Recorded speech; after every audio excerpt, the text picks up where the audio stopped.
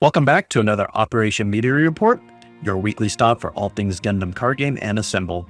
No Assemble news this week, unfortunately. We'll keep an eye out to see if there's anything that will be announced and let you guys know.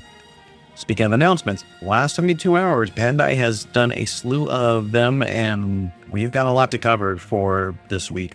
So let's start off with two card reveals from the Iron Bloom starter deck. The first one is the Gundam Barbados second form. Now, this was a cool card because it shows off the new damaged ability. So when this unit is damaged, it gets +2 AP. It's a Space Earth card with the Tekkadan and Gundam frame traits with a linked pair of Mikazuki August, and then he's a 2/4. Now, the cool thing is that this next card helps it out a little bit with helping get damage without actually initiating combat. It has the CGS Mobile Worker. Activate main. Rest this unit, choose one of your units, deal 1 damage to it. It gets AP +1 during this turn. This allows Barbados without a pilot to be a 5 AP card without a pilot, and that's only a 2 cost, and technically 3 because that's amazing to kind of know that you can just have a card that swings out for 5 on turn 4 with, and this thing is as little as 3 resources into it. The other big announcement came out yesterday, and that is the Gundam Wing Premium Edition set goes on sale on August 19th, which means when this episode debuts, it'll go on sale that night. You're looking at $89.99 American for the set. It's going to contain a deck box, storage box, an alt art for Hito Yui, and Show Resolve. It also contains a Hito resource, a Wing Zero resource card, a playmat, which will be revealed later with additional cards. Make sure you check the link below to get the information if you're not already aware of, and hopefully you can get a set. Now, you will have to buy 2 since the Show Resolve and Hero card only had 2 of in that box. Bandai also did a Link Station 9. This was just a fun battle with an announcement for those in mainland China. It's basically one of their learn to plays. You can end up getting an EX resource and a participation pack for just showing up and trying out the game. We're going to be having an event here in Colorado with the Gundam Mobile Base. I'm hoping to get a couple of those cool resources and maybe get some gunflow on that you can only get at that event. Please check that event. We posted a couple weeks ago, and just check the main Gundam website to get a listing of all the places near you. Some community resources that I found this week. We had a site, gset.net. It's basically a accumulation of decks that were based on the number of winning decks in shop tournaments held around Japan. Looks like right now green-blue aggro is taking the lead while green-white slips down to an A tier along with the blue-red damage deck. Blue-white blockers kind of sit in that B tier. It's kind of lost a lot of gas with the fact that it's getting lost in that jumble of those other 3 decks, kind of giving those blockers a hard time. Either it's one deck is giving too many blockers, overwhelmed, or they're damaging the blockers enough to where they're not trading right, or they're just getting blown away by the Wing Zero late game. So it's having a bit of a rough time, and folks are trying to find a way to shore up those defenses in that blue-white blocker deck.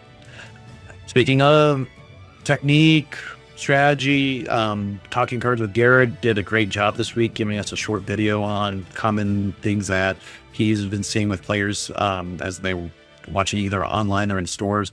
He does a great job covering the mistakes that he sees common, which is trading units, attacking the shields, and mulliganing. I've included the link as well. Give it a watch. I find myself guilty of doing this once in a while. I actually lost a match because I didn't understand when playing an aggro deck when trade was good. So, you live and learn, but at least this way you become more aware of those sort of things. And then we have finally a tournament listing from TCG Top Decks.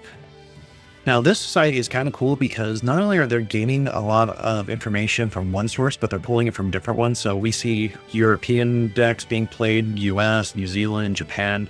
It's kind of nice to kind of see what these are looking like on a week-to-week basis, so you can kind of see how people across the globe are kind of playing this game and give you an idea of how to play the deck a little bit differently. So give it a look. Might be giving you some ideas on what other players are playing across the world, and give you some insight about how you can change your deck a little bit to help deal with your locals a little bit more. This week, Market Watch, Gigabyte has done another outstanding job on letting us know what the prices look like. It doesn't seem like cards are going on the high trend. In fact, they're actually getting lower with the exception of the starter deck cards. Seems like people need things like the Corsica base and, a few of those other things that you kind of need for those one-year rush decks. Some of the other cards were like Siege Ploy, the Gundam Shenlock for the Breach decks. So give the video a look. You might find yourself needing to maybe buy those while things are kind of on a low point for some of those cards before they start shooting up because of popularity. I do want to mention that site also now contains a deck builder that lets you know the price. So let's say that, you're just buying singles because you, A, can't, afford the product at a high price because your stores are selling boxes of product too high for you and you just need singles, or B, you don't have a store that sells this stuff. It can at least tell you what the investment will be on just buying a set of cards for the deck.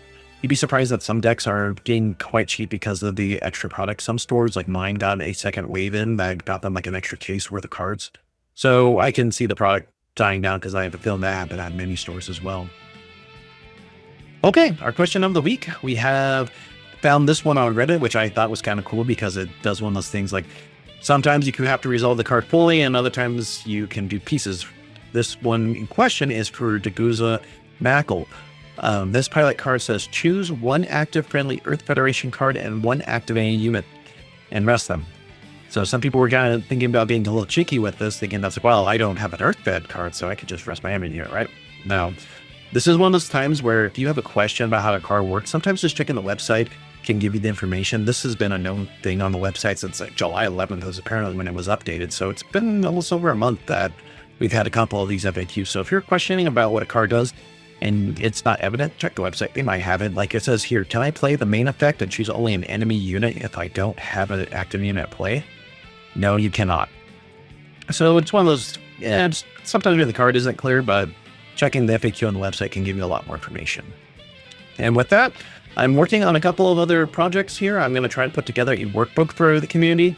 This is going to try to help you do a little bit better job of maybe tracking your trends. Maybe you're not finding, what's evident. Maybe you're mulliganing too much with your deck. Maybe you're not attacking right with, like Garret was saying, with the shields, or maybe you're not trading the right units. This will do hopefully a good job in helping you record that information. So that way you can kind of fix those problems that you're having that you may not even realize that you're doing. And with that, have another great week. Good luck this weekend at your weekend shops. And as always, go forth, Gundam Team.